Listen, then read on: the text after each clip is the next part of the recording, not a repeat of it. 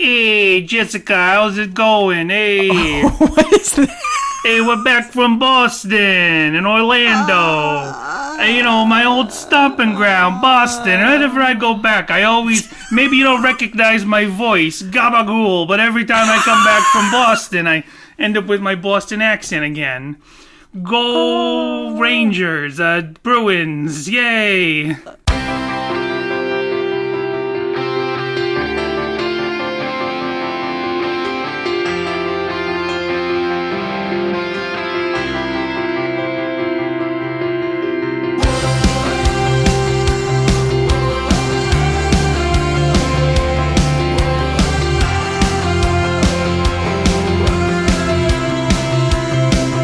Hello, everyone, and welcome back to Sadie Hawkins Pod. Is How's that what everybody I say? doing? Oh, jeez.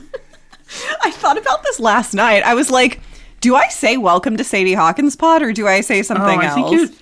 What do I say? You say a thing every week. I do. You have a lead-in. I've never once thought about it, though. Sorry, I'm just messing with the gain Hello, a little and bit here welcome to for Sadie a second. Hawkins Pod. That's Yeah, what you that's do. it, right? You do an ASMR hello. Hello, and welcome to Sadie Hawkins Pod. That's more of an what Jessica NPR, does. not an ASMR. Well, NPR, Like this. I'm sure NPR was an awakening for many ASMR people before that was very specifically an internet culture. Sure. Just turn it down. Yep. So hello, everyone. Welcome to Sadie Hawkins Pod. That's how we open it. So we're out of practice a little bit.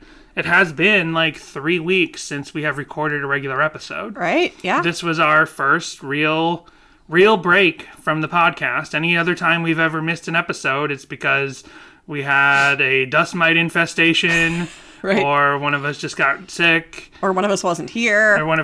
So yeah, this is the first time where we really have gone this long without recording a regular episode. Now, we did our Boston and Orlando tour report episodes, and so those kept us in the in the swing of it. Yeah. But it's different from setting up with our drinks. And look, we got the CD that we're talking about this week, and we're doing a new Patreon read this week. We got the script for that right here. Ooh. So yeah, we're back to business. I guess that's the difference, is we're back to business, back from our vacation. Speaking of Patreon, we just did See Spot Rock, which is a visual Patreon episode. Yeah. Exciting stuff. We streamed it privately and then uploaded it to YouTube.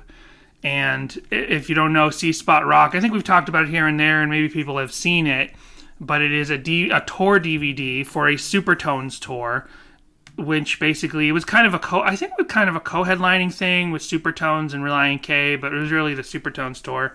And yeah, they did this whole tour on. It was like the West Coast. I was like, how did I not see this show? And I figured out, because they didn't come to Boston.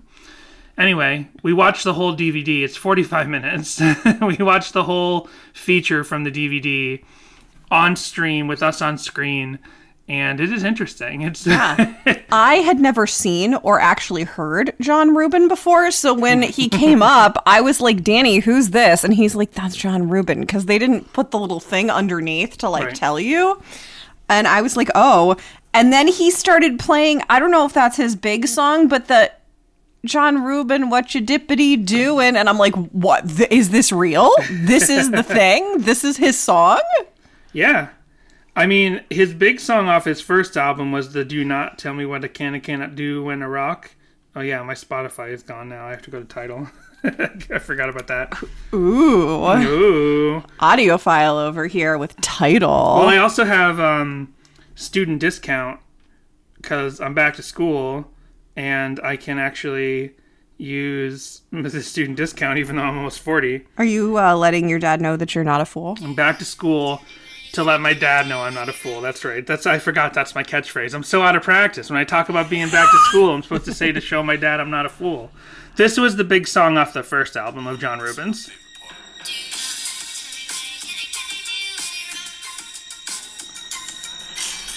This is the hook, and then this is the rapping.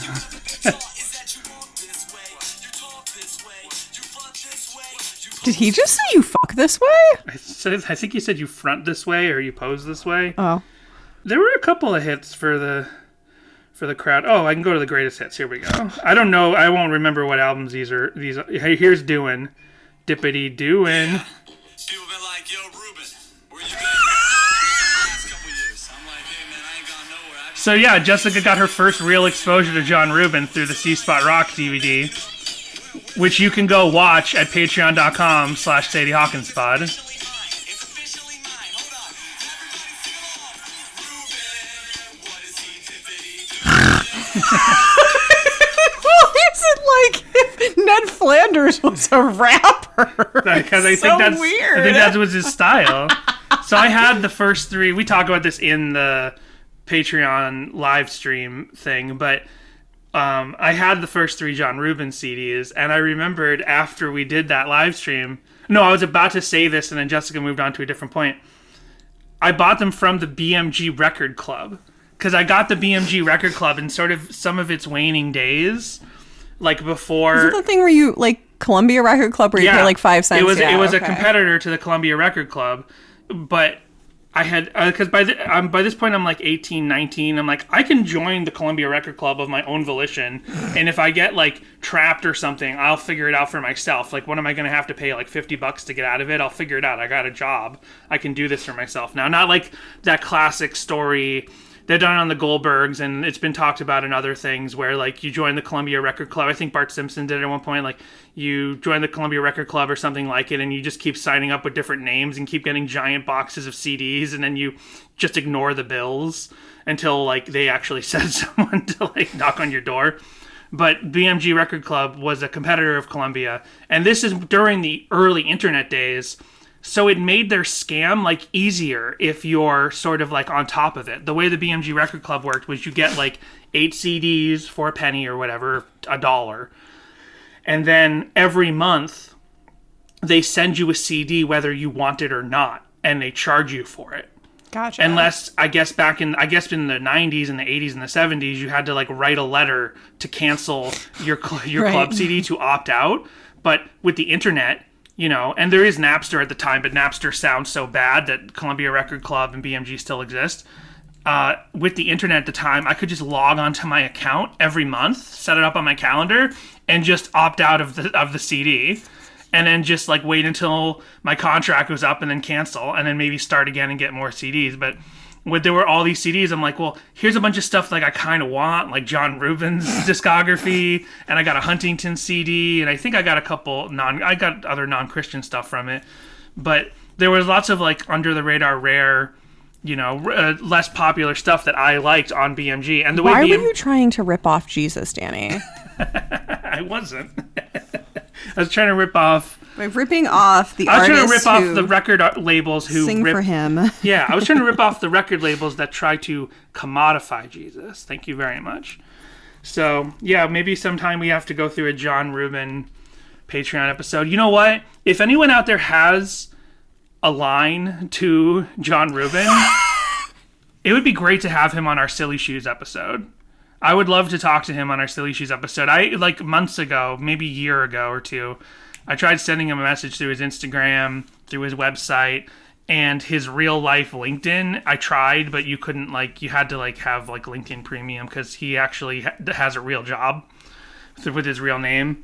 So if anyone actually knows John Rubin and can tell him there is a Relient K podcast that would like to talk to you on the episode about Relient K's awful rap hidden track, that would be great. I had talked to John Rubin by the rock climbing wall at Soulfest the same year I met Katy Perry when she was Katie Hudson. That same year, I talked to John Rubin by the rock wall about real emo, about Midwest emo, like Cap'n Jazz and stuff like that. So I'd like to see if he remembers that conversation. I love that you bothered John Rubin about being on this podcast more than probably any member of Relient K. Past or present. Well, whatever. He's who we really got to get. So yeah, so go check out, what's it called? Patreon.com/Sadie Hawkinspod to see us watch through the 45-minute C Spot Rock documentary. It's like a goofy documentary. They do a lot of jokes. There's not really a lot of concert footage, and when there is, they put the studio track over it. It's just kind of like a goofy, like Jackass-inspired thing with a lot of bits and stuff like that. Like, and a lot of we might have gotten really drunk while watching it. And we'll do a follow-up because we bought the DVD. And by the way, if you've ever been curious about buying this DVD, I would say go buy it now because, you know, copies are not easy to come by on eBay and stuff like that. And it's not like I don't think it's ever going to go up in price specifically, but it just might become uncommon. If you're there for the music, don't buy it because that's not what you're getting. If you just want like the nostalgia and like this time capsule of DVD history, then that's why you want to get it. Even if you're just there for like Relient K content, again, I was thinking about, I don't really know that you need it. I would just like look up the bits on I was YouTube. thinking about, I need to go through it and make a supercut of C-Spot Rock, but just the Supertones. C-Spot Rock, but just the Relient K references. So whether it's them on screen doing a bit, or their music getting used for a second in a thing, or someone talking about them. Oh, John Rubin does say one funny thing. He's like, during an interview segment, they're like, so what's the average person what's the average kid at this tour like? And no, what did they say? No, that was a different joke thing. There's one point where they ask a question, because they keep asking every band like this series of questions throughout the 45-minute documentary thing. And at one point, they're like, you know, who's the best band out of here, or something like that. And John Rubin said, he admitted how he is basically the Christian Eminem, and Relient K at the time was marketed as the Christian answer to Blink-182. Which still makes no sense. But it was at the time, you know what I mean? Like, you need a Blink-182. The way the Christian record labels and the bookstores I get it, work. But I'm still going to argue that never in their history was Relient K the Christian Blink-182. I understand, but I'm just saying, like, that's how those charts work. Those, like, if you like this band, listen to this band. I don't think there really ever was a specifically Christian Blink-182, but John Rubin was a pretty good approximation of Eminem, and I'm not saying that John Rubin specifically wanted to sound like Eminem, because this also comes up in our Patreon content, and I say this all the time, but in a lot of cases, the Christian artists themselves were not the ones saying, I want to be the Christian blank. Right. It was, they just said, I'm influenced by that artist and a couple other artists, and I'm going to start my project, whether it's hip-hop or rock or whatever, and then the Christian labels come along and the Christian bookstores, and they're like, oh, perfect, we can market you as the replacement in the youth groups and the churches and the Christian homes for this mainstream artist. So, anyway, Pillar is on that DVD, and I keep getting them confused with Skillet, and I'm like, oh, we're not supposed to talk about Pillar anymore, right? And Jessica's the one who's like, no, that's Skillet. I'm like, oh, whatever. And Sanctus Real. Yes. Sanctus Real. I was trying to remember what they were called, so I'm glad you. Yeah, and there's so much Ethan in this documentary. Yeah. Because he was an associate producer on it. And part of the reason why we finally watched it was because when Ethan was on our show, I don't know if it made that final edit, but he talked about how much filming there was on that tour. And apparently some of that included that webisode show with Relient K where you see Dave and Ethan talking to each other for a second. And he thought that was from C-Spot Rock. And he's like, there was so much filming on that. And then he's like, and C-Spot Rock is terrible. And we watched it and we're like, this isn't that bad.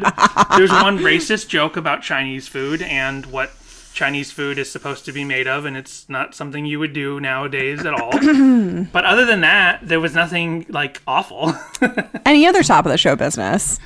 One thing we forgot to talk about in the Boston wrap-up mini episode was that we got to see Dermike.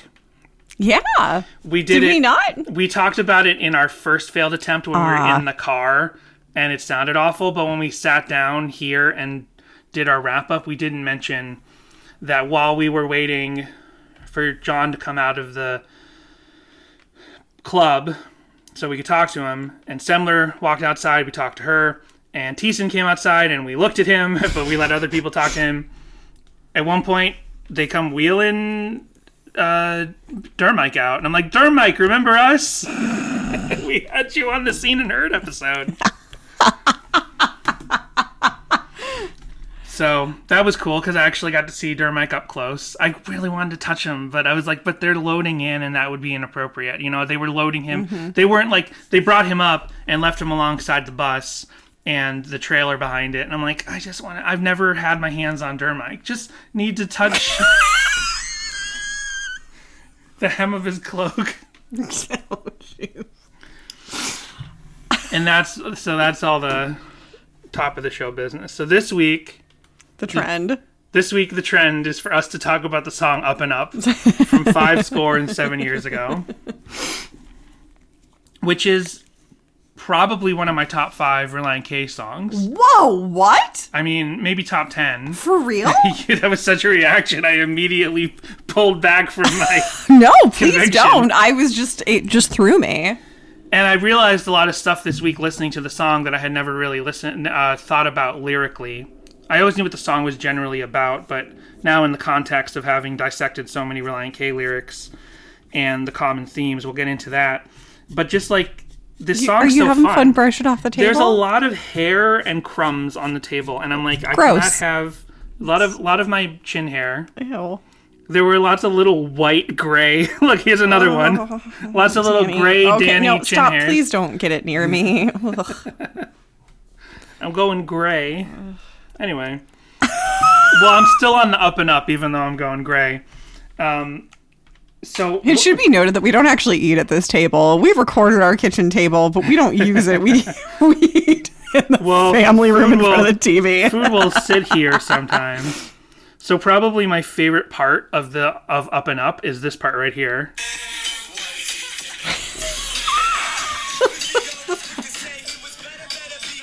Just kidding. I still had that up.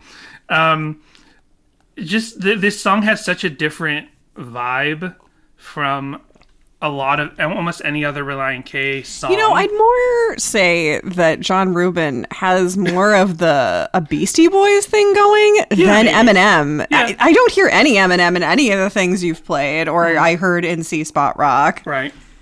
Well, again, it was just a matter of marketing. Eminem was the giant hip-hop artist at the time, and they got another white rapper over here in the Christian market. No, I get it. I'm just saying that, like, if you were a kid that listened to those secular bands and you were super into music and they're like, here's the Christian answer, you'd be like, no, this doesn't sound anything like this. That's correct. That's how it worked. That's how it worked. I mean, I know you did. I get that that's how it worked. I'm just saying, as a kid, you'd be pissed and be like, no, this is incorrect. No, I'm saying the kids being pissed and saying this is incorrect, that's how it works. The Christian labels, whether they want to acknowledge or not, the Christian bookstores would print these charts of, if you like this artist, listen to this artist instead, and they would never be a perfect replacement for the artist. Like, first of all, that's not how art works. You can't necessarily just replace one artist with another. Like, that's not how it works. Like, if you don't like an artist, you just don't listen to them, or if there's something you feel is antithetical to your appreciation of whatever, then you just don't listen to them. But you can't just like say, because like, take for but if you said that like Hawk Nelson is the Christian Simple Plan, I'd be like, yeah. There were cases where it was really close, but in a lot of cases it was not true. Like MXPX on those charts in the early days would say MXPX is your replacement for Green Day, but if you actually listen to punk, like, they're not similar. Like, yeah, they're similar if the only punk bands you know are MXPX and Green Day, but if you know actual punk music, like MXPX and Green Day are different enough that one's not going to necessarily replace the other in your like musical diet. So it was the same thing. Like, it would get pushed on you when you were a kid. You'd be like, your parent would come up to you and be like, I don't want you listening to Eminem. Here, listen to this. This is John Rubin and Carmen. You can listen to these rap albums. And then you'd be like, oh no, these aren't what I want. I remember a girl in high school, in my Christian high school, who really, really loved the music of Limp Bizkit, but did hate the lyrics and the personalities. And she was upset. She's like, I've listened to all these other Christian rap rock bands, and none of them sound like Limp Bizkit. But of course, the charts would say, these charts would say, listen to POD, listen to Pillar, listen to whatever. And she's like, no, none of them literally sound like, because Limp Bizkit, for all I don't know. You put on Limp Bizkit the other day, and I said, are you listening to POD? And Danny was like, no, this is Limp Bizkit. And I was like, oh. Well, in that case, you would have been perfect for that chart. So back to Up and Up. This song, talk about like songs that can't replace, music that can't replace other music. This song has such a different. There's two versions we're going to talk about. We'll start with the 5-score version. This 5-score version has such a different vibe to me than like any other Relient K song, and the similar that I can think of is say like. Is Therapy. Like Therapy has this very specific vibe to me that isn't found anywhere else in Relient K's discography, to my ear and my mind. And then when I hear Therapy, I kind of feel like it's a Bruce Hornsby song, like deliberately or not. Like it's hitting that same like nostalgic 90s soft rock, soft radio rock thing in my brain. Of Bruce Hornsby, but it's through this Relient K lens, so it's really cool and really interesting. Up and Up has this whole other audio texture to it that I don't know of in any other Relient K song, but in this case, I can't really pin down what else it sounds like, except what I mentioned last week when we announced this is the episode we're doing, that it kind of reminds me of the Sky Sanctuary song from Sonic 3. I'll get into that in a minute. Yeah, I feel like I'm boarding an Epcot ride at the beginning of this song. It has a very triumphant, spacey, epic, like saga-like feeling. I'm also getting some very early collapsible lung vibes from the intro and then the OOOs further on in the song. And the effects on the vocals and the whole song just sounds really processed or maybe overproduced. It just sounds tinny to me. Oh. And I far prefer the acoustic version. Also, some of this definitely sounds like Marry You by Bruno Mars. And Up and Up came first. And I'm like, oh, who was that songwriter that worked with Thiessen on Collapsible Lung and Bruno Mars? Because did they listen to Up and Up? Right. That's funny. I'll just get into this real quick. So this is the thing I was just saying. So here's Up and Up. We all know this. Someone's parking outside our window. Like, I'm sure they're done honking their horn right now. So, Up and Up, classic, sounds like this.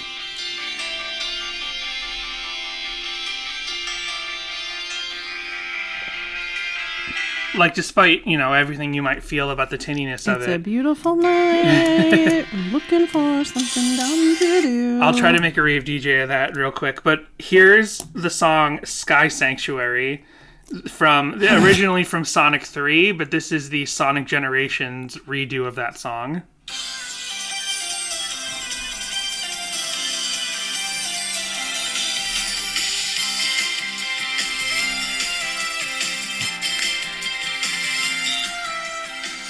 I swear. This is what we're gonna do when we're done with Relient K. We're gonna do Sonic music. That's a great idea. Oh no.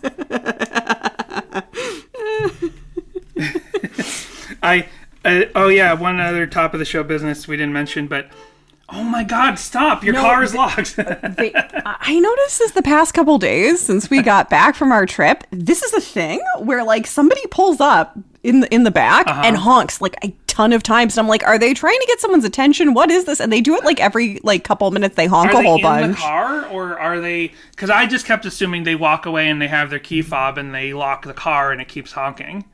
So I'm not sure. I haven't gone peeking out the window. Are they OCD and think the car didn't lock? Like it's my dad's car, which is a whole nother story, which I'm not going to get into right now. But his car has weird locking stuff with the key fob, and we borrowed his car over the Boston trip. So anyway, Sky Sanctuary, modern Sonic. Love this song. Sounds like Up and Up to me. Now, it's just a similar thing to me, and Sonic Generations is from 10 years ago actually, so, and this is from even this Relient K song's from even earlier, so I'm not saying there's a connection. I don't think Matt Thiessen heard the Sky Sanctuary song from Sonic 3, but it's that similar thing, so it makes me feel like it's this big epic song, especially given the lyrical ideas in it, and even the title Up and Up. It's quite literally an uplifting song. from the music, the way it's written, to all the lyrical content, and the fact that it has this driving, uplifting vibe that, of course, Relient K's music is always uplifting, but the kind of uplifting musical vibe in this song just doesn't feel specifically emulated in any other Relient K song. Yeah, I'm definitely more familiar with the acoustic version of this one. Right. Which I think we talked about really early in the podcast. Right. Yeah, how we used to listen to Birds and the B-sides all the time. And right. So, yeah. It was, Bird and the B-sides was in our CD player in driving around, a car we still own. Yeah. Before we were married, we would drive around together as a little boyfriend and girlfriend. I don't even know if we were fully engaged yet. But we would be, 2008, we weren't. No, yeah, 2000. We got engaged in late, we got engaged in December 2008. So for a couple months when this CD came out, we weren't engaged yet, and we would drive around, doing my stuff car, in your car, yeah, listening to Bird and the B-Side. So I was most familiar with the acoustic version of the song, just because we listened to it all the time. And then Five Score, which we've talked about before, it was the first Relient K album that I didn't buy a copy when it came out. I had bought I bought everything from the first album to as soon as it came out, and for some reason, whatever reason, nothing wrong with Relient K, I think I was a little put off at the time with the really thick audio texture of the album overall, and I didn't feel like it was a departure, but I was like, oh, they're doing something a little different. I'll pick this album up later. And then just years went by and I never did. And then eventually I downloaded it and stuff. And I just, of course, so I never really got to the back end of this album. So I never really heard Up and Up, the studio version. I'm sure I heard it once or twice, but I never heard it enough to actually live in the song like I lived in the acoustic version. Yeah, same. And this definitely, listening to this song over the past week, I definitely have been like, okay, this is one of those songs that I could look at as being like, it's so funny that there's the amazingness of Forget Not Slow Down in between this and Collapsible Lung, because I could see, again, with this song going from Five Score to Collapsible Lung and being like, this is the canonical next album, because it just makes sense. It would just make sense. This is one of those songs that kind of grows in that more pop sort of minded sensibility. And right. Yeah. Okay. That makes sense. I mean, you say that, and I say it makes sense, but I get what you're getting at. Yeah, so that being said, I do really love the vibes of the lyrics of this song, more so than Collapsible Lung. It's just about feeling good as you're on your way out of a rut, or just moving on and feeling that growth. And it's like a goodbye to bad friend Thiessen. Yes, it is. And instead of it being a goodbye where we're going to come back to it 20,000 more times, this feels more like an actual departure from that mindset. Because I don't think we have... I remember as we were starting to develop this idea of these Bad Friend Thiessen songs from all the early albums, and then we did The Lining is Silver pretty early. We did it like a year in or something. And I'm like, oh, this song sounds to me, Lining is Silver, sounds to me like a turning point for his lyrical themes, Thiessen's, of beating himself up for being a bad friend and a bad Christian and making mistakes in his relationships. It feels like a turning point, and judging people for their sin, judging other people for their sin, taking all those early themes of Relient K sort of quote-unquote being a Christian band and turning around and saying, no, the lining is silver. The lining in me is silver. The lining in you is silver. I'm not going to judge people for their sin anymore. I'm not going to heavily judge myself for falling short of this and that, blah, blah, blah. I'm going to know that I'm trying my best and not beat myself up about if I fail. And I was like, oh, this is cool. This is like a turning point. And as much as I love this song, and I've listened to Up and Up, the acoustic version, like for well over a decade, and as much as I've been listening to the studio version for the last 5 years or so, more thoroughly than I had ever listened to it before, it never occurred to me that this was like a post Bad Friend Thiessen song. I thought The Lining is Silver was that turning point, but here this is where it really starts. And so fitting that it's at the back end of 5 score and 7 years ago, because the next album is Bird and the B-Sides with Lining is Silver. And everything from Bird and the B-Sides up, Collapsible Lung and Forget Not Slow Down and Air for Free, even though there are songs on all those albums about regret or about falling short of expectations, they're never in the way, they're never in the style of the first 4 albums' Bad Friend Thiessen songs. Forget is the next album. Whatever, we can leave that in. Right, of course. Forget Not Slow Down is the next album. Whatever. Well, hold on. Let me just fix this note just in case any patrons go in to look at it. But you get what I'm saying, right? Like, especially because Forget Not Slow Down... Yeah, everything we... Yeah, no, absolutely. Yeah. And the thing is that, yes, we're going to see... I mean, we're going to get a whole album. Of Bad Boyfriend Thiessen. And, moving on from, kind of dealing with getting over Bad Christian Thiessen. Yeah. This is definitely the departure from Bad Friend Thiessen. It's like he figured out, he's not the best when it comes to relationships with not just with girls, but with everyone. He figured out the everyone, and now it's just the girls he still has to worry about. Right, but even, like, the regret and the, self-reflection of Forget Not Slow Down is different and literally more mature than... No, Bird and the B-Sides is next, because Bird and the B-Sides has all the proto songs to Forget Not Slow Down.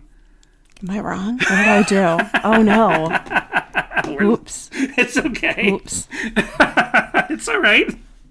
Listen, we have been on a trip for a while, and COVID brain fog is a real thing.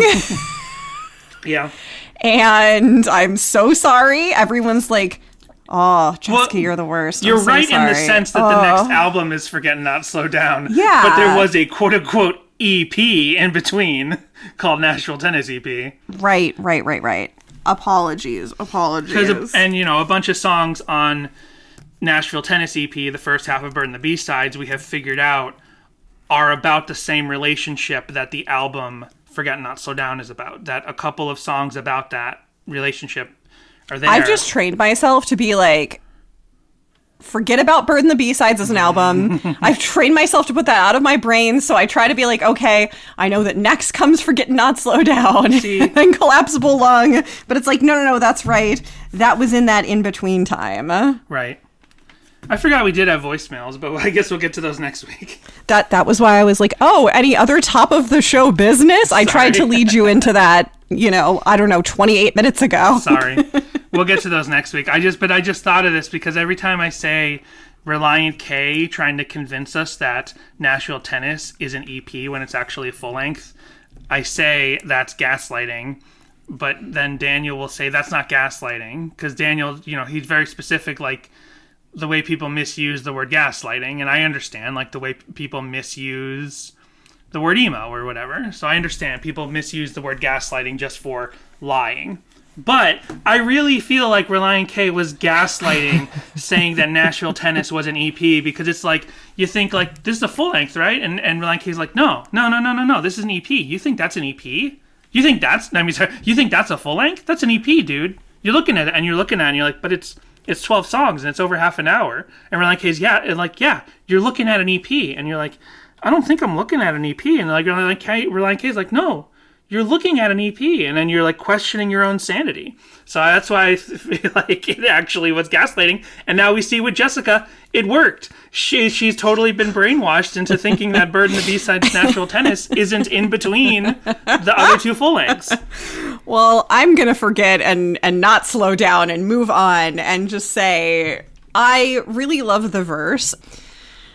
To be prosperous would not require much of me. You see, contentment is the one thing it entails. To be content with where I am and getting where I need to be. I'm moving past the past where I have failed, but I'm finally catching on to it. And now the past is just a conduit. Right there at the end is where I'll be. And it's so easy to become comfortable and content in like how you're living in a rut, especially in a rut. And to reach that next level and to pull yourself out and find that contentment in that new place of growth and realize that there is peace on the other side. That's just, such an amazing feeling. And I feel like this really captures that so well. And just goes to show that, like, that we talk about it every week, that feeling of hope in Relient K songs. Mm-hmm. Absolutely. And what I find funny, everything you just knocks out of the park, the lead up to those lyrics, like the opening of the song, you would think that this is another theme we talk about in early Relient K music, which I think sticks around for the last 10 years as well, is time management, Thiessen. That's been another theme we found recently, is there's so many songs where Thiessen condemns himself for not managing his time correctly or not doing the things he needs to do. And when this song starts, I think it feels like another bad friend / time management Thiessen song, because the opening lyrics are, "Yesterday is not quite what it could have been, as were most of all the days before. But I swear today, with every breath I'm breathing in, I'll be trying to make it so much more." So thematically, that doesn't seem too varied from a lot of other Relient K songs about time management and about being a good Christian and about being a bad friend and trying to make amends for that. But then when it switches, he actually says, "'Cause it seems I get so hung up on the history of what's gone wrong, and the hope of a new day is something hard to see." And that right there is a line that in those early Bad Friend Thiessen songs is not there. Like, as much as Relient K always presents hope with doubt and hope with fear and all these other negative emotions, he had never really, in the songs that we've done at least, in the songs I've really paid attention to, he had never fully said, "It seems like I get too hung up on my mistakes." Like, that's what we've been saying in this podcast every time we talk about a song from the first 4 albums. It's like, oh, dude, don't beat yourself up so much. You're trying, And here he is, he's saying it at the end of the 5th album, into what feels like a new era for his way of dealing with those same feelings of regret and remorse, with Forget Not, Slow Down and Lining Is Silver, and those proto Forget Not, Slow Down songs on Nashville Tennis. Like, this feels like this feels like the turning point, and I didn't realize it until now. Like, but this still has those inklings of the Bad Friend and time management Thiessen, right? Then Lining Is Silver doesn't even have those inklings. It's full on, my lining is silver, your lining is silver, we sin, don't beat yourself up about it. Whether or not that was deliberately what he was trying to say, that's absolutely how I've interpreted it.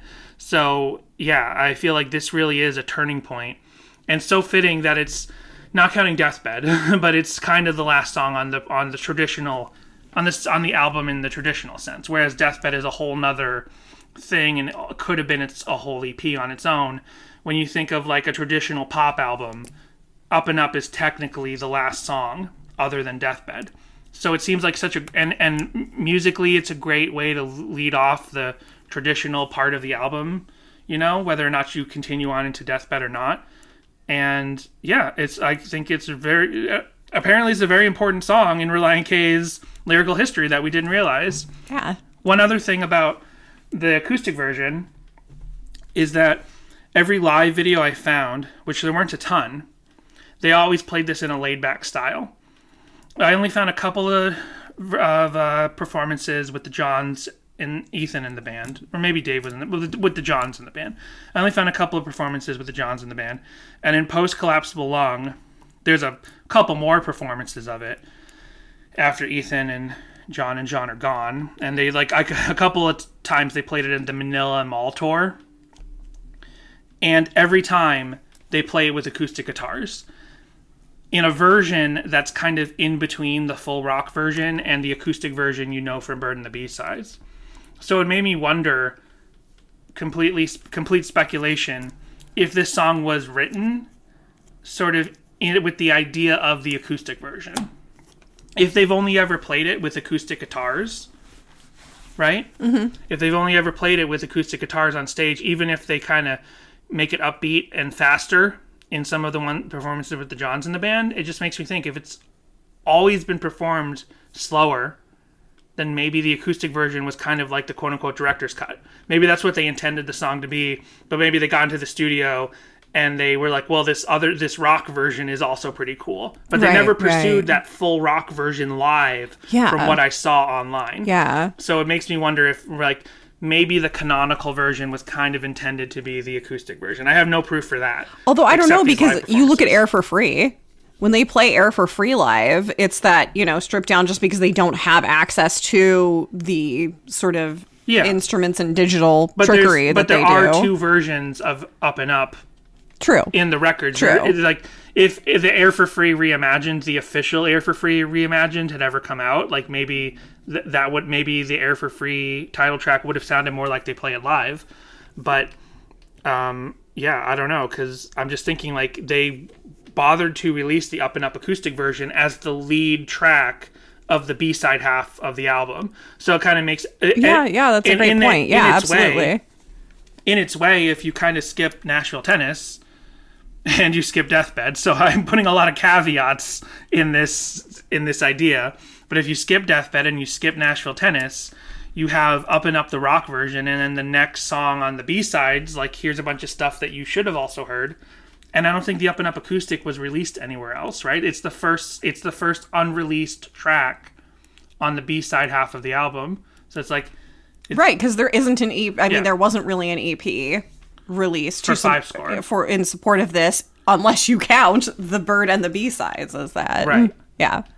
Sorry, I've been sitting here. You keep saying the Johns, and I just keep going, she likes the Johns in the band. She says that Warren's her all-time favorite. That's funny. I couldn't quite get what you were saying at first. I love the use of the word conduit. Just, I don't know how other many songs have the lyric conduit. It's a good point, yeah.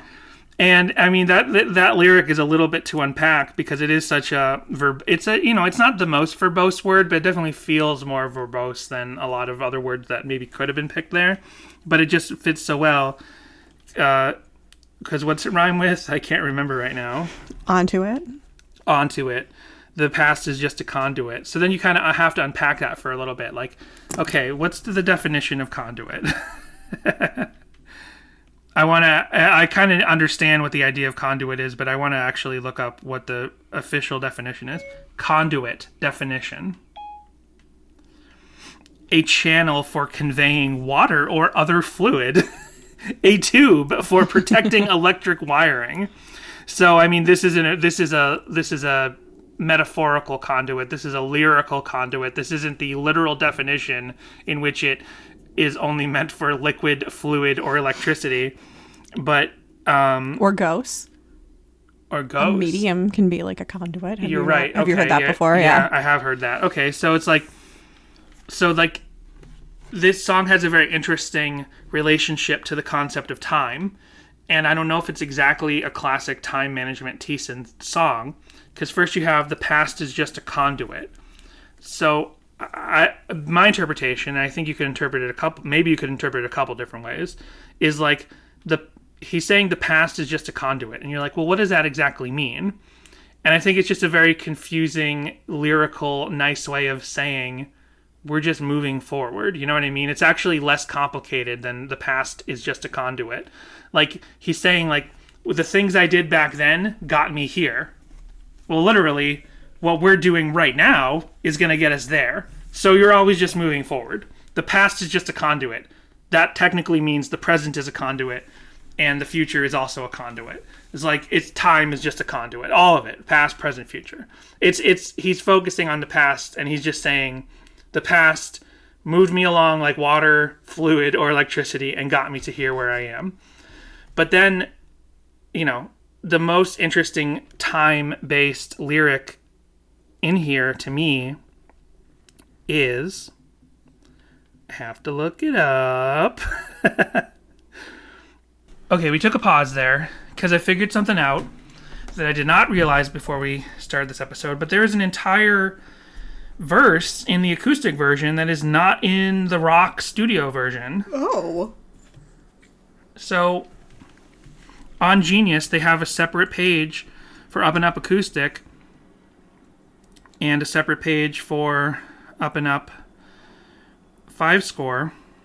And there's a verse in the acoustic version that goes, Now I have all that I could ever need, the confidence of knowing there's still time to make amends and try to build a better me and to take the right steps as this road unwinds. That's not in the rock version. I didn't realize that until I was looking at the lyric booklet for Five Score. Huh. And I'm like, where's that other thing where he says how he knows there's enough time? And I'm like, where is it? And I'm like, wait a second. I'm listening. We pause. I listen through the Five Score version. I'm like, it's not here. Did I imagine it? I didn't imagine it, did I? I listened to the acoustic version. I'm like, there it is. So that makes me wonder even more now. Like, what's the deal? With the acoustic version, it's got more lyrics. It makes me wonder even more if this song was meant to be as the acoustic version. And maybe then they were like, oh, we can also make this awesome rock version, but we got to cut a verse out because maybe for time, maybe like the drive of the song, like one extra verse was too much time-wise. Or And just what was kinda the extra slowed it down. verse? So the extra verse, and this is what I was building up to a second ago before we took that pause. Now I have all that I could ever need, the confidence of knowing there's still time to make amends and try to build a better me and to take the right steps as this road unwinds. So I was saying about this song's relationship to time, and when I said that, just pretend I was only talking about the acoustic version. But the way he talks about the conduit of the past and how there's a light at the end of the conduit, so clearly he's talking about probably not an electric conduit, but more like the ones for liquid. There's a light at the end, and he's moving through time like a conduit. And then he talks here about how now I have all that I could ever need, the confidence of knowing there's still time, which is a really interesting relationship to time in, the history of what's gone wrong. No, the history of Matt Thiessen time management songs, because this is the opposite of everything else he's ever said. He's always singing about how he wasted his time or he didn't do enough with the time he was given. And not only him, but so many songs in all of music and art and poetry that are about not wasting time and not taking time for granted and there's never enough time. He's saying the exact opposite of that kind of trope. He's like, there's enough time, which is so counter to so many other lyrical themes by every artist in the world. To say, like, I have all that I could ever need. I have all the time I need.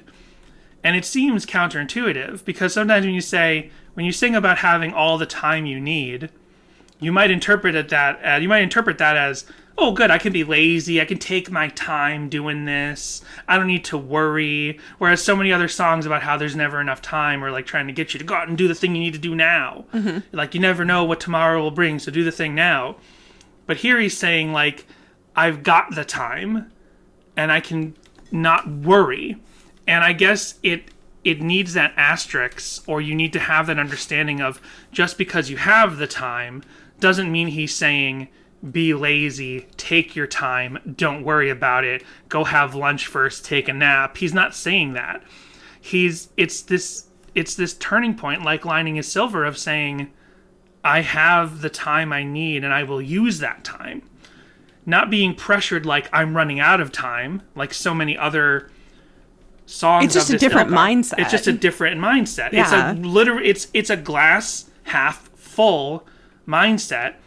Whereas so many other bands I can think of, punk bands and pop artists and metal artists who sing about, like, creeping death or whatever, like you never know when you're going to run out of time. Like so many other, like, time is always the lyrics about time. It's always the glass is half empty. Like, you're running out of time. Do what you need to do now. It's that stoic look at it. Exactly. Yeah. And here in this song, in the acoustic version, apparently only, he's completely flipped that. And he says, my time glass is half full. And I'm so thankful for having everything I need, all the time I need to go out and fix my relationships and to, make myself a better person like I was supposed to be doing. That's so optimistic. That takes the optimism, that underlying optimism of Relient K lyrics, and knocks it through the roof. So now I'm really curious to know what the history of this song is between the rock version and the acoustic version. If it was always written with this extra verse, and they cut it from the rock version for like pacing? Or was the acoustic version recorded after? Which it wasn't, Nashville Tennis was one session, but this is not part of Nashville Tennis. This is part of Bird and the B-Sides. So it makes me think that they might have recorded this acoustic version during the 5-score sessions. That's just where I'm left assuming. Yeah, was it a demo? We don't know. Right. So in the question of, is this song about God or a girl? Because, we're not going to get to that later. Because there are no Genius annotations and no comments on song meanings. Right. So I'm bringing it here now. No, not annotations, but you called it on Genius. I guess this was just for the rock version, for the 5-score version. The yous, the pronouns. We get to talk about pronouns. They're capitalized. Correct. On Genius. They are not capitalized in the booklet. So it's so funny how there's this in the Christian thing, in the Christian audience for these bands, how there's this thing well, you're singing about girls, you gotta sing about God, where's the Jesus? And totally valid under certain circumstances, but then I don't feel it is valid when a song is clearly about a relationship with a person, and then you're trying to force it to be a relationship about God. I mean, at the very least, our relationship with God and our relationship with friends and family can be a reflection of our relationship with God. But when some song meanings people try to make the staunch line of, this song is not about girls, this song is about God. And then to me, a song like Up and Up is actually about relationships with friends and family. And everyone's always is this song, in pop punk in general, and Christian pop punk, is is this about God or a girl? But the question that comes up with Relient K a lot is this about God or friends and family? Which is not a tropey thing to talk about. But Thiessen is often singing about his friends and family when he's singing about failed relationships. And I just don't think it's there's this indignant righteousness, pun intended, I guess, when a Christian fan is this song is not about a girl. It shouldn't just be about vapid relationships. It's about God. I'm well, he's singing about his family and his friends. He's not singing about a chick that he wants to get with. He's singing about his mom and his dad and his friends and his bandmates. He's singing about his relationships with people. And if you're not, being a good friend, family, that's your witness. At the very least, we can agree that's your witness, being a good friend and family member. That's your reflection of God to those people. So if you're not allowed to sing about your relationship with those people, with your family and friends, then it's cutting off the heart of being a good, family member. Right. I agree. But I also think that, you should take from a song and from any art what you take from it. However you want to read into the song to make, to make it mean something to you personally. And if you really get something out of it by saying, I see this for me as being a song about God or about a girl or about family or about friends, that you should absolutely take what you can from it. And here's the one line that I'm I know this is what people would have pointed to if there had been any sort of, song meaning discourse, would be the line, "You never cease to supply me with what I need for a good life. So when I'm down, I'll hold my head up high because you're the reason why." I'm yeah, you could absolutely read that about being about God. And maybe that particular line is. But you could also read that about being about family. Right. Or even friends or a girl. You have your mom and dad who, supply you with what you need for a good life. You know, they put a roof over your head. They feed you. They clothe you. They put you in school and all that stuff. And so, they can also be that reason why. Right. And incidentally, despite everything I said before and what you just said, I do think that this song, personally, my interpretation is that it is about both God and your familiar relationships. I think it is actually about both. Which we've seen Relient K do before. Yeah, and then there is this binary mindset with of people interpreting Relient K music online where it can only be about God or it can only be about earthly relationships. And I 100% don't espouse that a song has to be, I guess I'm being a little political and using the word binary, but it does not have to exist with that binary mindset. Like, it can actually be about both. Like I just was saying, how your relationship with family and friends can be and is a reflection of God's love for them through you, at the very least. So when different pronouns and different subjects that he's singing to can be switching back and forth between his family and friends, and how he's got enough time to make up for things. And the car shop is calling us, so I'm getting into this. Right on. So, okay, our car's good. You gotta go pick it up in a minute. So interesting to just realize that, there's the extra set of lyrics in the acoustic version. And then when I was looking through the booklet, in the 5-score booklet, it says, "You see, contentment is all that it entails." But the lyric is, "You see, contentment is the one thing it entails." So the booklet's wrong. Uh-oh. What if those Y's are supposed to be capitalized then, Jan? Because also Daniel and Reliable Josh were when I posted, an image of how the U is not capitalized in the booklet, Daniel was like, "I don't trust why there's both periods and slashes to, differentiate." Very confusing. And then Josh was in there saying, like, I think, the slashes are separations, yeah. But the other ones, and it's like, yeah, but this and that, and they're talking about that. So I'm like, okay, maybe the booklet's not like the most perfect CD booklet of all time. Maybe there's something going on right there. I'm just trying to think of anything else to mention before we go to our break. Obviously, Up and Up. Oop, they're just cars reminding me the car's ready. The shop's reminding me the car's ready. Up and Up, Target. Everyone always thinks of that, right? A lot of people do. I've seen that tweet a couple of times. Yeah. And I know we have made jokes about that in our regular lives years before we had a podcast. Up and Up, which is not really a thing anymore. Target kind of has gotten rid of their Up and Up brand. Up and Up was the name of the Target, like, in-house brand of generic products. And they don't really have that anymore. I think they might still have the words Up and Up on a couple of things, but like the stuff we would get, like the, paper towels and laundry detergent would be called Up and Up, and it's not really called that anymore. I don't know why. But I also would think of Chupa Chups. Yeah, the Chupa Chup lollipops. The Chupa Chup lollipops. Why didn't Relient K have a tie-in? The Spice Girls did. They had a tie-in with Chupa Chup lollipops? The Spice Girls, yes. Oh wow. Okay. Yeah. I probably still have some of those, like, stickers and, like, wrappers somewhere. Interesting. Yeah. Did you not see that when we went to the they had a huge display at the Hard Rock Hotel in Vegas of the Spice Girls, and they had some of the Chupa Chup lollipop stuff up there, and I think I pointed it out to you at the time. Gotcha. You could get those at Limited 2 back in the day, which was very exciting and my favorite store as a child.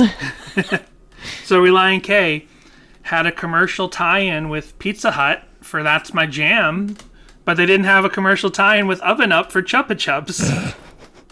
It's never too late. So we will go to our break, and we will be right back. We just want to take a moment to thank you for listening to Sadie Hawkins Pod.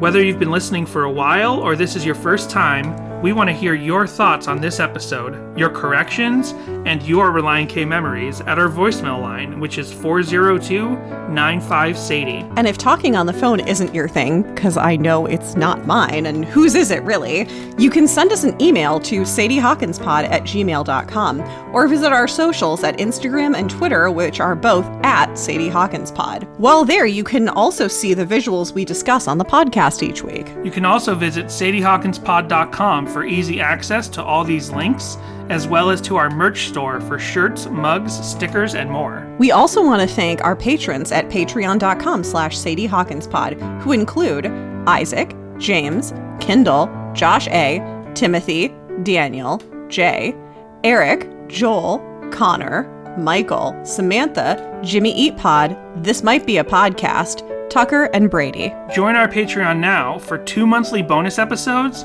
Our entire backlog of bonus episodes, which include reviews of the K's for Karaoke songs and chapters of the complex infrastructure known as the Female Mind Book. You'll also get stickers, guitar picks, and a special Patreon exclusive shirt when you've donated a lifetime contribution of $60. Ooh, that sounds like fun. Where can I sign up again? At patreon.com/Sadie Hawkins Pod. If you want to be a patron of the arts, the fine arts, the podcast arts, there's one place to go. SadieHawkinsPod.com/ oh, wait, no, that's not it. I'm sorry, I panicked. As I mentioned before, no song meanings or genius annotations this week, but we do have some TikToks. It's the acoustic specifically. Okay. No regular, no 5-score versions. Interesting. But we do have 4 acoustic TikToks. Hey guys, so I'm in Prospect now. Let's get in the water and hopefully find something. Saltwater Sean is wearing a Red Sox hat and he's out in some natural river or lake or something. And he's picking stuff up. Oh, good. He's picking up a He's picking phone. up, like, trash. A mug, Oh, wow. another phone. Oh, my gosh. They're Whoa, a snorkel. Snorkel. A little whiskey bottle or something. Lots of bottles. This is great. Yeah. Oh, lots of bottles. This He's is just going awesome. down there and picking up trash from the... It says another ocean adventure in the books. #adventure. Oh, so he's actually- Nova Scotia. #diving. #cleanup. #ocean. Now, I know his name was Saltwater Sean, and I said it looks like he's diving into a lake. But it did look like that, but it was probably like an inlet or something. Yeah. Oh, he's summing up what he found. Ooh, this is so Okay, pretty. yeah, it's a bay. Looks like where Aquaman lives with his dad, Jango Fett. Then we have got a zip Oh, another line. outdoorsy thing. Yeah, we've got some zip lining. This is from Organic Photography. Had fun putting this zip line up. No injuries so far. #summer 2021. #fun. #zipline. #Wisconsin. #farm life. #homestead. #words of wisdom. It's a pretty low and shallow zip line. Like, it's not super high up. It's going over a river. This time it's definitely a river. And he actually has to kind of like run over some... Oh, maybe he's sitting. He has to run over some like bush and like greens to actually get and he's got himself those catapulted. fisherman pants on, and then Yeah. the kid's doing it. And... It's a very low angle is what I was trying to get at. Because it's just going over a river, so it's probably tied on one tree. Uh-oh, the kid got Oh, stuck no, he's halfway stuck. over. Adorable. Super cute. Lots of fun. Fun homesteading. All right, next up we have, a very different sort of place. Hold up. Although maybe not that different. Okay, I can't. We're still see in the it. Midwest. Sorry, I have to redo. You know this happens Oh, every right, 'cause week. you won't because download I don't TikTok, have TikTok. and TikTok only lets you like watch 1 or 2 previews before Yeah. it's like, why don't you have the app, weirdo? So here we have it. A nice day to do some steps. #Canton, Ohio. #McKinley Monument. #Ohio check. #330. #Relient K. Do you think it's at the McKinley Monument where Relient K first met each other? Is that where they originally I don't met? know. Oh, I thought you were saying, like, is this the same McKinley Monument where Relient K first met each other? And I'm like, how many McKinley monuments are there? Nice. So that's fun. Oh, sorry. That was from Krista Joy 273. And then the last one. Oh, I clicked into that other one twice, so it was not happy with me. Hold on. Okay. Here we go. We've got another lake going on here from @Mike_Solano1. It just says clearing my mind. Nice. Just Nice. so much water. So much Yeah. water for Up and Up this time. So much green and water. Very Relient K. Very Relient K. Then I came across a cover, and I don't know if you came across this cover as well, because it is not a YouTube thing. This is from fireworktv.com. Phil Warda. I did find a Firework music video, but not... You're the reason why. Oh, I'm on the up and up. I'm on the up and up. I haven't given up on why. I know I'm capable of. Yeah, I'm on the up and up. And that's where it ends. Very nice. Super nice, yeah. I did not find that, nope. So that was very pretty. Then, on a related, unrelated note, there's an Orlando Weekly Yeah blurb, which the Orlando show is one of the shows we went to. Okay. Relient K were a welcome musical escape for Orlando fans at a sold-out House of Blues. What? I get it. I'm just kidding. By Orlando Weekly staff. Monday night, Relient K played in front of a sold-out crowd at House of Blues. An oversold-out crowd at House of Blues. After an extended hiatus, the band is back, and in the middle of the Yeah tour, playing hits like Be My Escape, Sadie Hawkins Dance, Who I Am Hates Who I've Been, as well as songs from their latest album, Air for Free. Their latest From album. their brand new album. So yeah, fun stuff. Touring for this album, Air for Free. And then I also came across a podcast from last year where the hosts say there aren't any podcasts about youth group subculture and who did their first episode on Relient K. But And there are many podcasts about youth group subculture. One is right here. I had to inform Jessica she found this, and I'm like, what are you listening to? And she's like, I found a podcast, and I don't listen to podcasts, but I'm listening to it because it's one of the only things I found. And she showed it to me, and I'm like, oh, we're friends with them.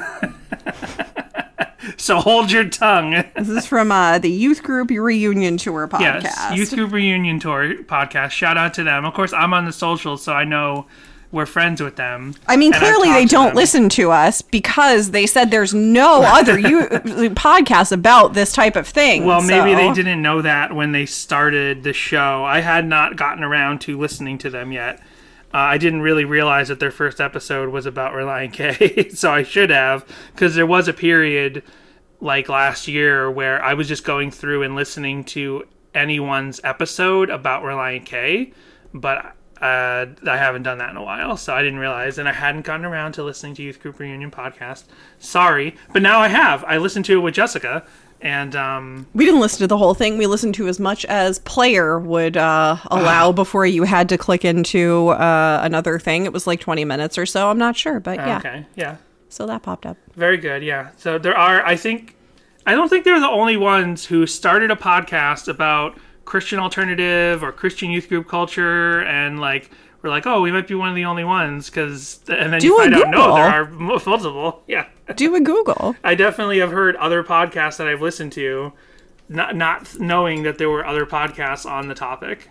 When we finally start our a Cinema Cataclysm, and I'm going to be like in the first episode, I don't think there are a lot of other podcasts about bad movies.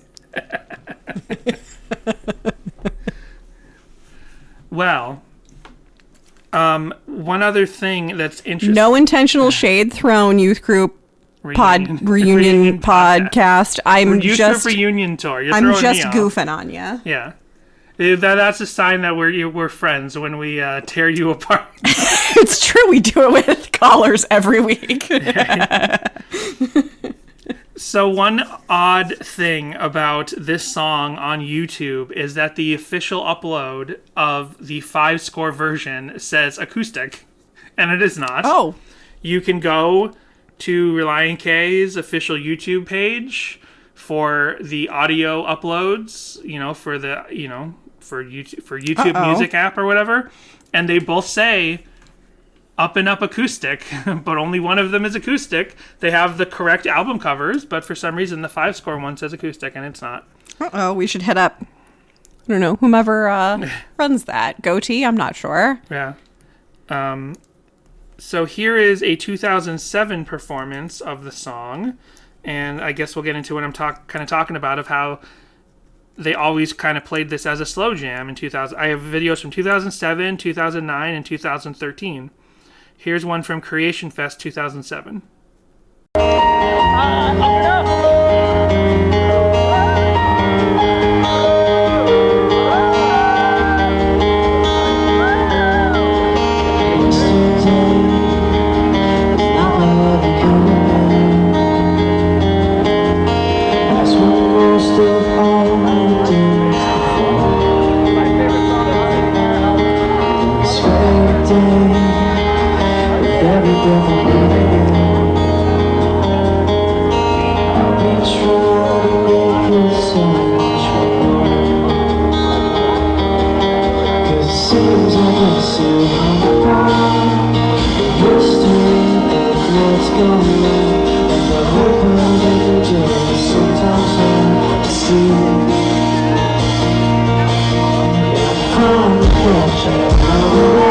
Okay, I just realized this.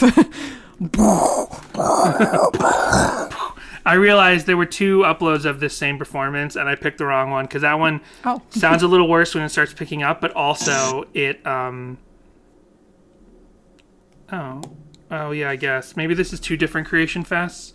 They're both only a minute long. Okay. Like there's no full version of each song. So here's a different one, also called Relient K Up and Up Acoustic Creation West.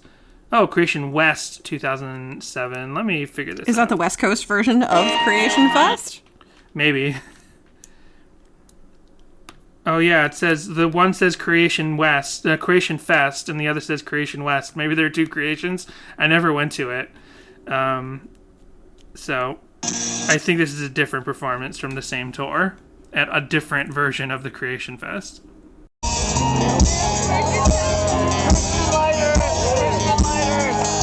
Yeah, because on the first one he's on a piano, and in this one he's on a keyboard, so these are different, and I was confused. Well, it still sounds pretty. Unfortunately, they both only caught a minute of the song. It's kind of an early YouTube thing. Here's a little snippet of the song. But let's go to a 2009, so still the same lineup, 2009 performance, and I think we have more of the song here. Most of these songs you haven't played in like a year or 2, so it's going to be fun to refresh your memory. This song is off of our 5th record. Oh no!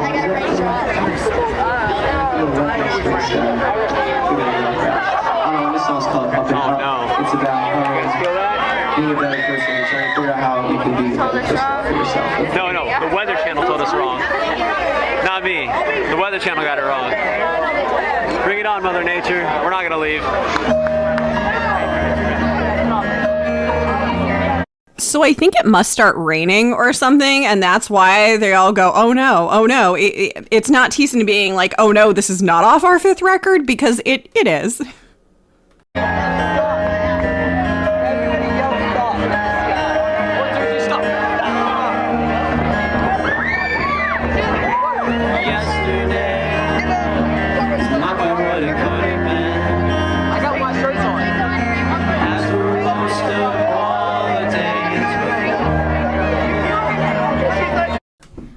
You can mainly only hear the guy closer to the camera. Thiessen sounds a little different. Still nice, but different. Yeah. Maybe go forward This must be when he was working on his vocals a bunch. Right.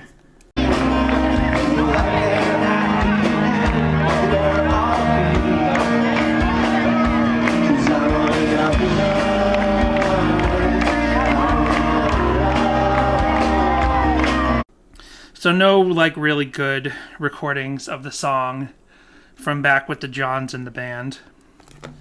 She likes the Johns in the band. Sorry. She says that one's her all-time favorite. You could see the one. Snack's her all-time favorite. One's her all-time. Yeah, I just thought I'd mix it up. Yeah, You know. yeah. There's 2. There are 2. There's 2 Matts as well. Did you know that? Really? It's really weird. I think one of them should change their name because it gets really confusing. Yeah. Here is, so in 2013, they then played it a couple more times, post Collapsible Lung. And one thing I was thinking was like a nice, like 1 minute version of this, like, only at the Boston show that we saw, but they've done this a couple times on is they played Empty House between Devastation, Reform, and Be My Escape. and like it is a nice little palate cleanser before you get really rocking for Be My Escape. I was just thinking like just a simple Thiessen on the piano and maybe like just some bass or something would be a really nice like little like 1 minute version of the song would be like a nice little, you know, palate cleanser. Yeah. A nice little pickled ginger in between courses. Next time you get like hangry, I'm going to start singing I've Got an Empty Spouse. Okay. Sounds good. You do that. Here's them performing this song in the Manila Super Mall tour. Nice.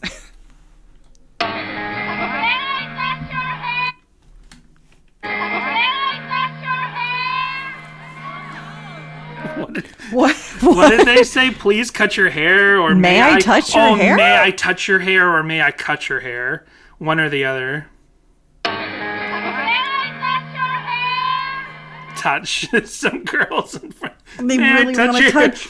I'm assuming Thiessen's hair. Yeah, I just assume Thiessen. He does not look up. He does not give a reaction. He's like, we are moving on. We're on the up and up. We are on the up and up, and you are not touching my hair. But they asked so nicely. They did.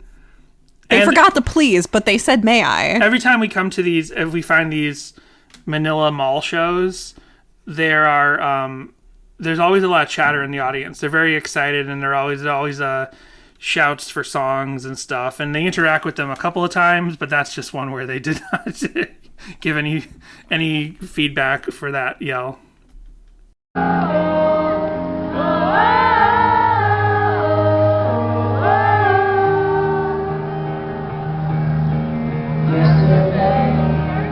Well, right there, the whole audience did the whoa part, which they didn't do on stage, so that was really nice.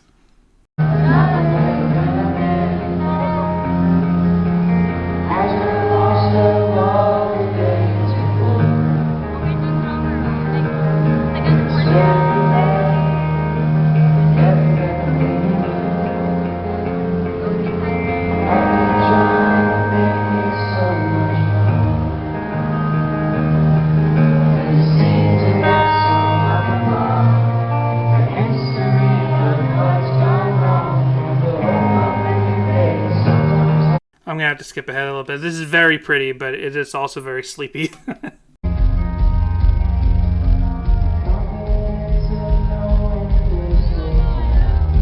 I mean, so again, that's how they do it. That's how they do the song live. Just sort of like, not downbeat's the wrong word, but just sort of like slow and sleepy and nice and like a lullaby. Like a lullaby, not sleepy, like a lullaby. Correcting myself there. And yeah, they played this a bunch on the acoustic tour as well. There was an acoustic tour post Collapsible Lung at some point, and they played that there.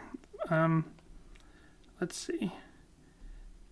And then I found this, like, because of the words up. Oh, I forgot to mention, Jessica, how many other songs do you think Relient K has with the word up in the title? Well, I know there's definitely Look On Up. That's one.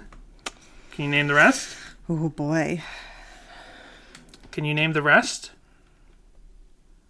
The rest is up to you. There you go. You got it too. Thank you. I didn't mean to call you out there, but can you get the next one? No.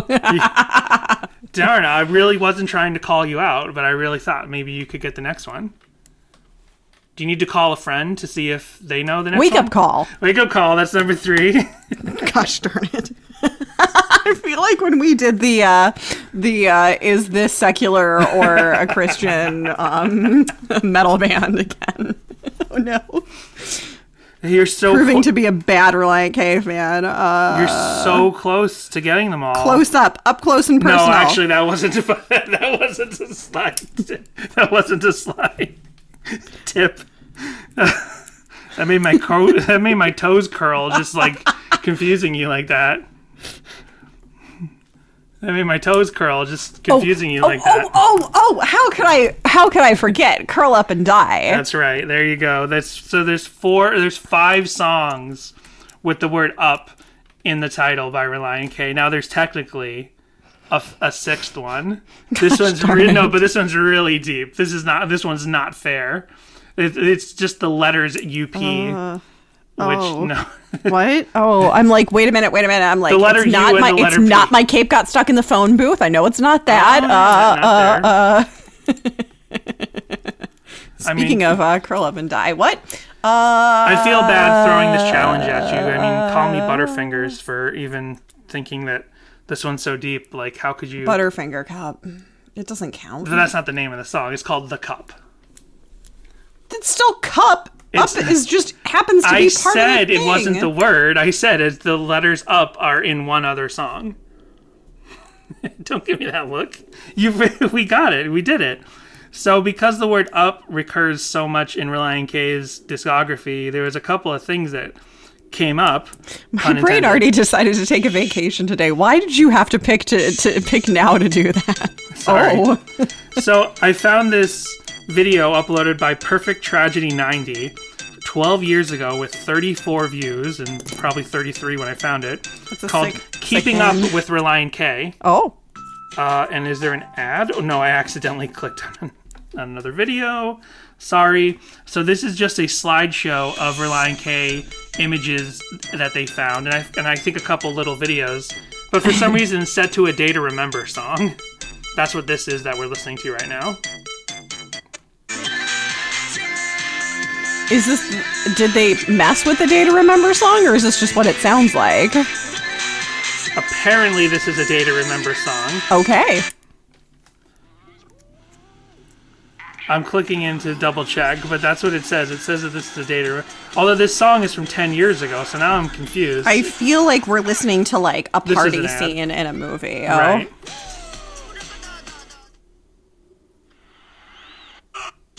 Okay, no. Nope, this isn't a Day to Remember song. This is I knew Day to Remember is a hardcore band, but I knew that they have some dancey songs from recently, and I'm like, wait, this is this is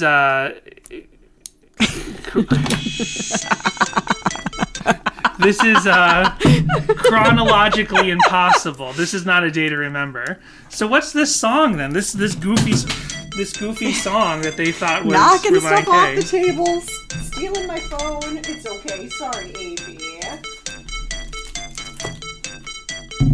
Did that stuff attack you? Is this Family Force 5? This is the Killers. I'm holding Jessica's Shazam up to my phone to figure out what this is. The Medic Droid. Keeping Up with the Joneses, the Medic Droid. All right. It's just footage of Relient K set to this song.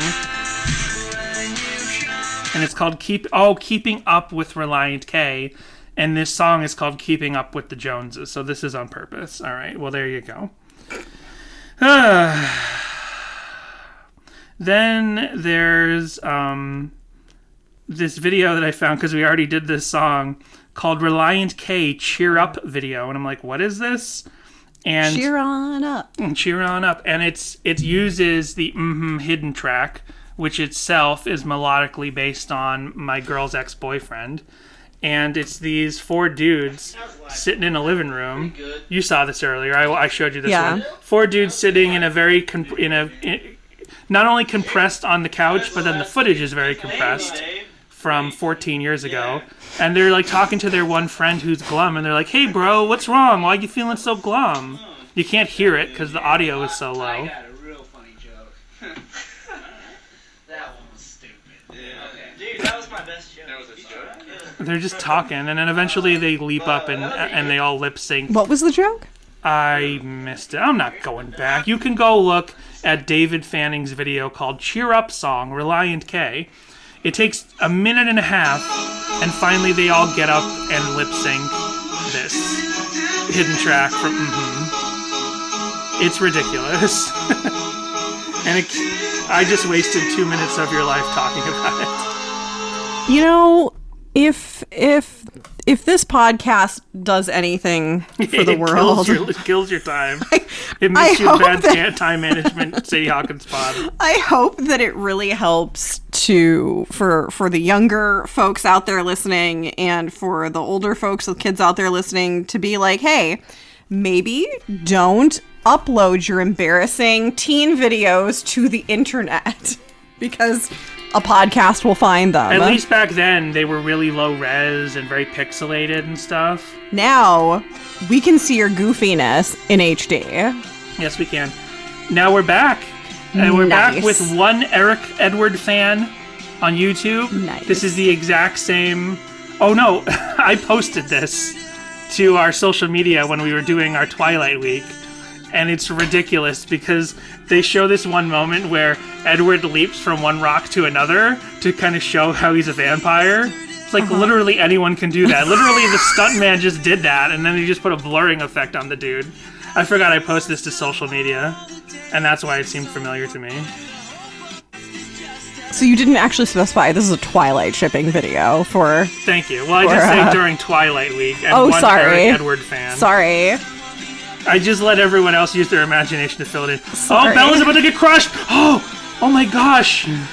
Oh my gosh, that weird kid in school, Edward, he just leapt in front of the car. How did he do that?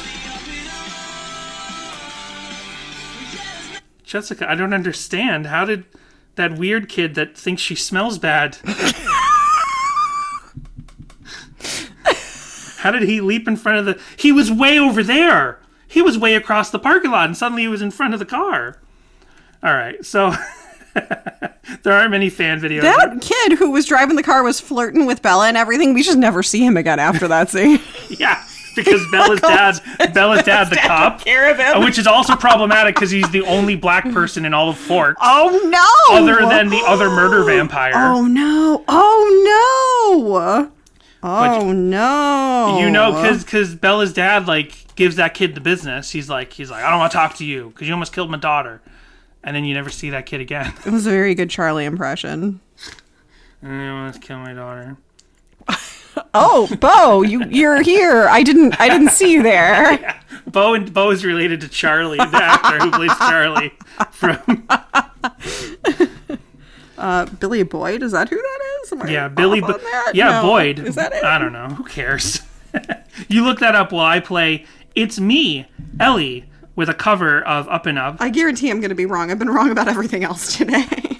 So this is It's Me, Ellie, doing a cover of Up and Up by Relient K, where she went out... Billy Burke, Billy Burke, okay. She went out into the wilderness to record the vocals, out in a very Twilight-like forest. Nice. And you actually hear the wind and stuff. It was a decision that was definitely made. Not sure if it was the best decision, but it is very, stylish and cool in its own way, even though it doesn't provide, the best audio. So much more, 'cause it seems I get so hung upon the history of what's gone wrong, and the hope of a new day is sometimes hard to see. But I'm finally catching on to it. Yeah, the past is just a conduit, and the light there at the end is where I'll be. 'Cause I'm on the up and up. Very nice, but yeah, for you just sure. hear all the wind and stuff, and her nose is so red, it must be very cold out. The tip of her nose, Did the aesthetics, though. Yeah. So here is, we have two, one who's officially a friend of the pod, and then a quote-unquote friend of the pod. We'll start with the one who's actually a friend of the pod. This is Zeke Power. So confused. Oh, okay. People who have been old stalwarts of the podcast and Oh, cover that's searches. right. I forgot because I did hear you doing your cover research. I know Right. where we're going after So here is Zeke Power, previous guest of the podcast, doing his Up and Up cover from 12 years ago.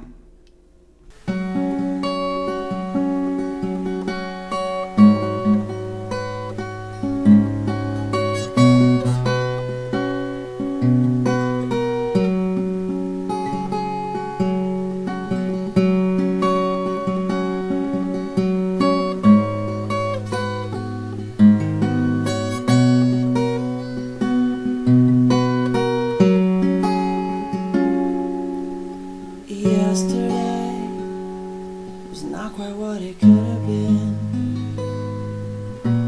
as were most of all the days before.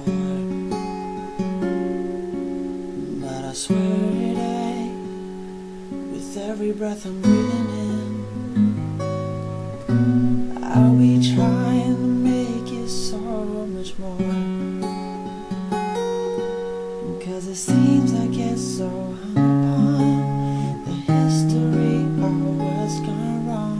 the hope of a new day is sometimes hard to see. But I just want to keep playing it. It's so We pretty. at least got to get to the chorus. Heck yeah. finally catching on to it. Yeah, the past is just a conduit, and the life there at the end is where I'll be. 'Cause I'm on the up and up.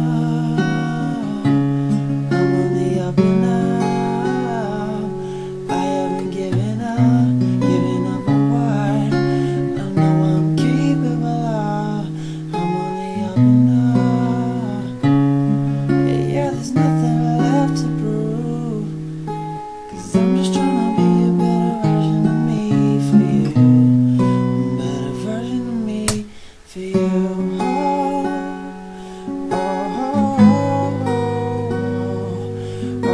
So good. So incredibly good. So good. And there's a whole nother 3 minutes because I guess he slowed it down enough that it really draws it out. I'd play the whole thing, but we do have to keep going. So another constant on the podcast, and this is a more recent cover of his. Bobby! Bobby Moon's back. And this is, I've noticed, I sent Bobby Moon a message at some point. I didn't get a reply, but I think he does follow us on social media. But I just we haven't actually talked to him. And just love his covers, like the incredible energy, especially the early ones, like in a hallway and stuff. But more recently, Bobby Moon's been using a lot of those, like, those karaoke apps where basically you could take any song and it kind of splitters the track and lets you add in. It's Shmool is one of the most popular ones, and there's a lot of other ones. And this is one of those, and it's a little different from the classic Bobby Moon style we are most familiar with when we originally discovered his YouTube channels.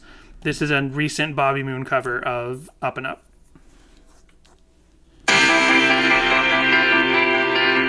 Oh, I'm wrong. This is from 8 years ago, but it's just in that style. I'm Recent? totally wrong. I mean, it's Recent in the way that Air for Free is Relient K's most recent album. Exactly. Yeah. I'm totally wrong, but I'm right when I say that Bobby Moon has an Instagram now where it's all uploads from karaoke apps, and that's basically what this seems to be.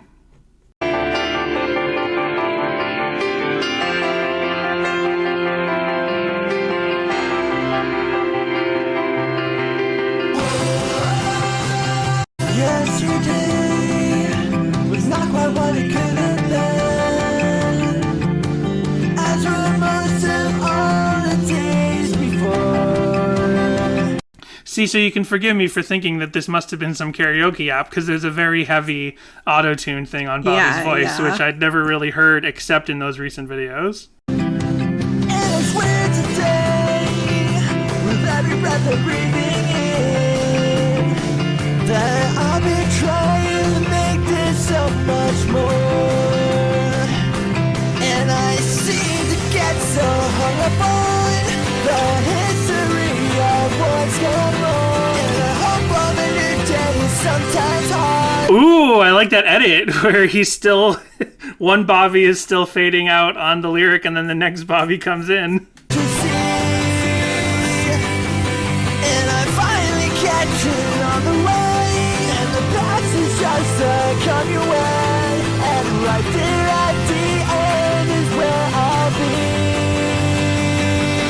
I'm only up and up, I'm only up and up, never giving up on what I'm capable of. I love Bobby's freedom and attitude and energy. I don't love the auto-tune in this particular lyric and this particular video, but especially I like a classic Bobby in a hallway with the guitar just completely cutting loose on a Relient K song. I don't like this newer era of Bobby Moon's covers. I'm not as into, but I'm still into. So I actually didn't write down what any of these type of covers are. Oh, no. I just wrote down the usernames. So Mike Beck. Oh, Chelsea Pratt is one that we have seen before, so we'll play that. This is always like a sultry female vocal. Woo! style that Chelsea does. We've seen some of her other covers. So here's this Up and Up cover by Chelsea Pratt. 'Cause it seems I get so hung upon the history of what's gone wrong, but the hope of a new day sometimes hard to see. And I'm finally catching on to it. Yeah, the past is just 100, and you're right there at the end is where I'll be. 'Cause I'm on the up and up. I'm on the up and up. I haven't given up on what I know I'm capable of. I'm on the up and up, and there's nothing left to prove. So I'm just trying to be a better version of me for you, a better version of me for you. That's really, I like Nice. that. I like Yeah. that part of the guitar after the lyrics stop. And I'm just trying to figure out, there was one really amazing, I Hate Christmas Parties.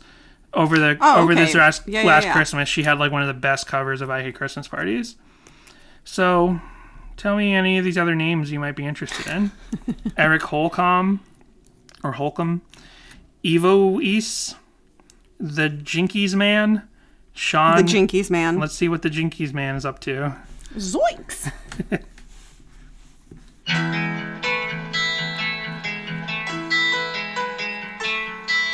Oh, not only is this a cover, but it's a full fan music video as well. Nice. So I guess we'll have to let this play in the room over the speaker while we watch Oh, it. we're watching a pizza or a pie or something getting baked and a kid getting up. He's going to the kitchen. He's going, oh, all the cups are falling out of the kitchen. Oh, darn it, he's having the hardest time trying to wrangle all these kitchen implements. And now he's playing the guitar next to a grandfather clock. Oh, he's putting the baking on. Is it a microwave? Oh, no, is that an oven? That's an I guess oven. an oven top. Okay. We got freshers. Oh, flour is shooting in his face. He's like, oh, What darn it. is that device? Oh, I think it's a flour, like, fluffer. What do you call those flour fluffers? I have no idea. You know, there's. Oh, and then he got I closed the phone by mistake. annoyed because it was shooting at him, and he just like threw a pot holder at it, and he put on an apron. Oh, now he's And now playing he's an electric guitar. instead Electric of an guitar on the acoustic. stairwell. Yeah. So he's having the worst pizza making time ever, but he is staying on the up and up. He's got flour all in his hair. At least I hope that's flour. What are those flour things that Oh, you now he's hold- playing the drums. Oh yeah, so I guess he did all the instruments himself. Nice. You know those flour things? It's like a metal cylinder with a handle on it, and you pull the handle and it makes the flour kind of puff out and fall down. I think it was an electric version of one of those. Oh, cool. Oh, he's trying to get the battery, splashing the batter all over. So the first pizza that we saw was the pizza he was watching on TV, and then I he don't know wanted to why. go I make just a pizza. created the narrative in my head that he's making like something for his mom. This is a video and like a pie or something he's making for her mom for mother. You his know, mom I was for just Mother's like, okay, Day. we're done here, but now we got to go to the end. What was I thinking? We got to see how this ends.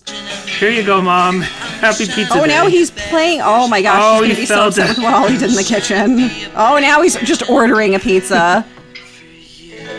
Oh, Nice. that's cute. The kitchen was a huge Adorable. mess by the end of the video.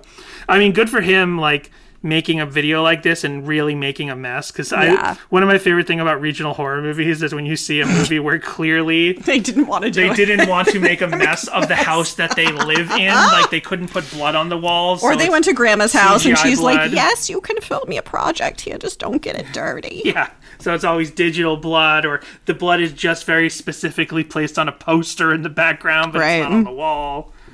Yeah. There's a lot of covers of this, not quite as many as Curl Up and Die, the other Up song, but, let's see. Here's one of your favorites. I know you love this. Uh-oh. It's one of your favorite styles of music in the world. Oh, wait, what? Oh, good A lord. cappella. I thought we were getting a shipping video.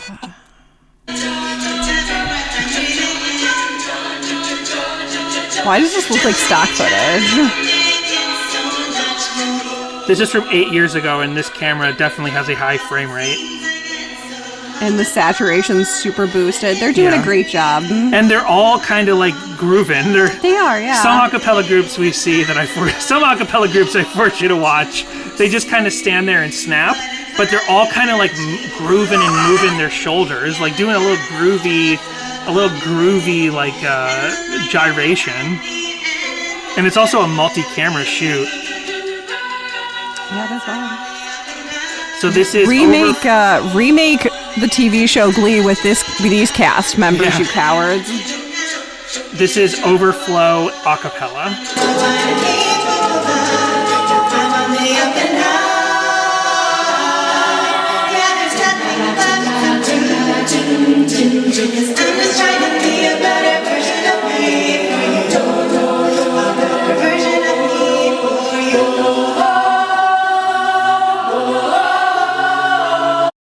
Beautiful.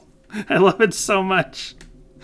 And then we'll just pick a couple other Danny's ones laughing, here. but he was being sincere there. I really like it. I think he's but more also, laughing at my just I'm laughing silent at your reaction. yeah. Let's see. I wish I didn't write any notes on any of these covers. I don't know what's acoustic, what's full band. So here's one from what looks like maybe some sort of college. Oh, it's from a German. There's like a talent show or a church or a college performance. It doesn't matter, Dan. No one listens this far into the podcast anyway. This is uploaded by this. I guess we'll end on this. Tom Overkempe uploaded this, and it's in German, and so I don't know what any of these words say. Musivon der Warsterburg. All right on. Which I kind of put a Swedish pronunciation on there. But this is 5 vocalists with a full acoustic band. So there's a lot of people on stage. 5 vocalists and then 3 or 4 musicians.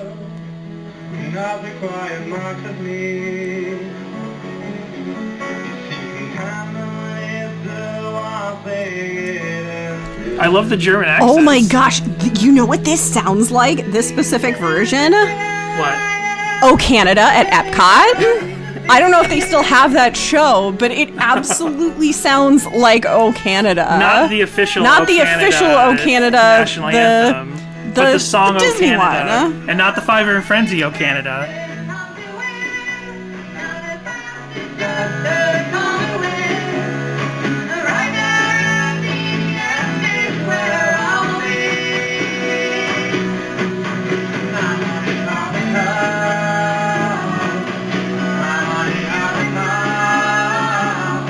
This video is beautiful, and I'll tell you why. Because this is from 12 years ago, 2009, but they all look like it's 1999. And I don't know if that's like sort of a European style, but all their clothes look very Blossom-esque with just a tinge of what would have been modern emo. That's how you know we're in aesthetics Europe. back then. Plus, the video seems to have been shot on VHS or High 8 or something. It doesn't even look like mini DV. So we'll end on the Oh Canada song. Ton of covers. Us. Maybe we'll do a Patreon episode about all the other covers. But I know we are doing a Patreon episode in April about, not you April, not the dog April, but we're doing a Patreon episode about all the 1-star reviews for Forget and Not Slow Down on iTunes. I was just like, we got to figure out who gives it 1 star. And we're doing something else. I don't know. We'll figure that out. Oh, just get to the song. I used to have the CD of this. They used to have these little kiosks at Disney World where you could go up and like make a CD. You pay whatever and you get like theme park specific songs on the CD. And it was always a favorite. Gosh darn it. Oh my gosh, we get it. Canada. It's beautiful. I love you, oh Canada. I love you, oh Canada. Good Lord, why? Stop making it look like we're like in full-blown England, guys. Didn't you secede a long time ago? No, the Queen is still like the Queen of Yeah. Canada. Here we go.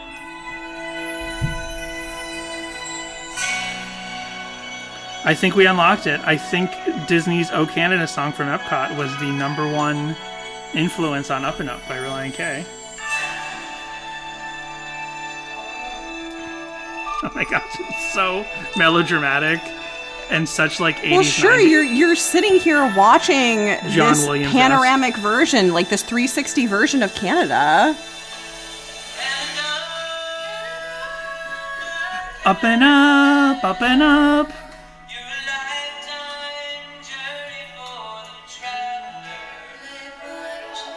It's very nice. I would love to take some worship footage with people with their arms up like this and set it to this song.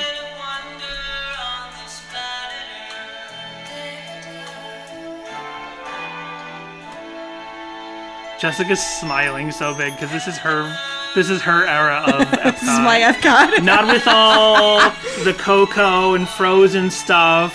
No.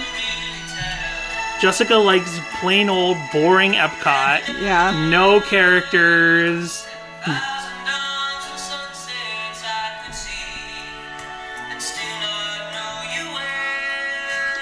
For sure, this is an influence on Up and Up. I get it, especially since Teeson's from Canada. He's Canadian. Exactly. He's There's not the allowed to tie-in. vote. Yep. He knew this song, and then he was like, I've always wanted to write a song like the O Canada Disneyland song, Disney World song. So that explains that. So Jessica, Yeah. how do you feel about, you leave this going, how do you feel about Up and Up? Canada? How do you I feel great about Do Canada. you like it more than... I especially love Canada when I can see a 360 view of it inside of a nice air-conditioned building with beautiful 1980s footage. I personally, What awful movie are they gonna make to replace the Canada ride at Epcot? do they have any Canadian show movies coming out soon? I personally like Canada a little bit less after doing this episode. It's not really Canada's fault. It's not Relient K's fault. It's just I just heard a little too much Canada this week. Right, and I'm right. kind of worn out on it.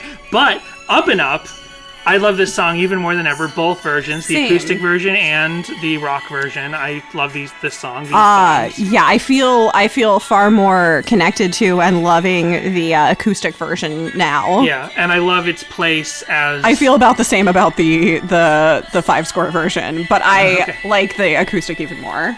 And I love its place in the history of time There we go. management. It finally kicked in. Holy shit, it takes 3 hours. I love Up and Up's place in the time management and Bad Friend Teeson lexicon, how it's this turnaround for him at the time into the more mature version of those themes that we know from Forget Not Slow Down through today. So, take off, hosers?